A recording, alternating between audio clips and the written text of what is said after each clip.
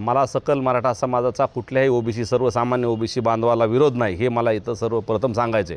परंतु जे मंत्रिपदावर आहेत आणि जे मंत्रिपदाची शपथ घेताना कुठल्याही समाजाबद्दल द्वेष बाळगणार नाही किंवा कुठल्याही समाजाबद्दल विशेष ममत्व दाखवणार नाही, ही जी शपथ मंत्री भुजबळांनी घेतलेली आहे, त्या शपथेचा भंग करून ते मराठा समाजाला विरोध करतात, हे घटनाविरोधी आहे, हे त्यांनी घेतलेल्या शपथेच्या विरोधात आहे।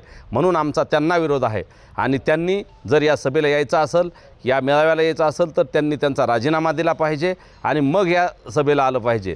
त्यावेळेस आमचा त्यांना विरोध नसणार आहे। परंतु ते सरकारी लवाजम्यासह येणार, आमच्या टॅक्समधल्या पैशावरूनच उधळपट्टी करणार आणि मराठा समाजाला आरक्षणाला विरोध करणार, ओबीसीतूनही विरोध करणार आणि ओबीसीच्या बाहेर जे ESBC आणि SCBC आरक्षण दिलं होतं त्यातूनही ते विरोध करणार। त्यांनी 50%च्या वरच्या आरक्षणाला सुद्धा विरोध करणाऱ्या वकिलांचा जाहीर सत्कार तिथं बारामतीच्या जवळ असलेल्या इंदापूर या सभेत केलेला आहे। म्हणजे दाखवायचे दात वेगळे आणि खायचे दात वेगळे आहेत।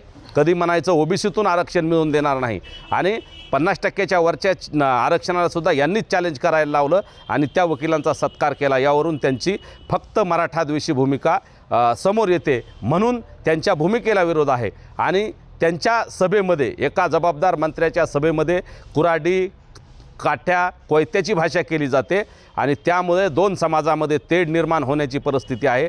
मराठा आणि ओबीसी वाद लावून त्यांना त्यांचा स्वार्थ साधायचा आहे, म्हणून त्यांच्या भूमिकेला विरोध आहे। नेमकं काय करणार तू त्याच्या सभेच्या अनुषंगाने?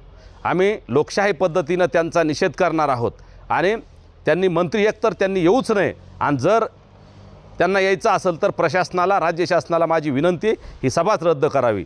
कारण जर एक जबाबदार मंत्री असं वर्तन करत असेल, एका विशिष्ट समाजाबद्दल, एका मोठ्या समाजाबद्दल द्वेष पसरत असेल, तर हे राज्यघटनेला धरून नाही, म्हणून ही सभा रद्द करावी एकतर, किंवा भुजबळांनी त्या सभेला येताना राजीनामा देऊन यावा। नसता आम्ही लोकशाही मार्गानं त्यांना विरोध करू।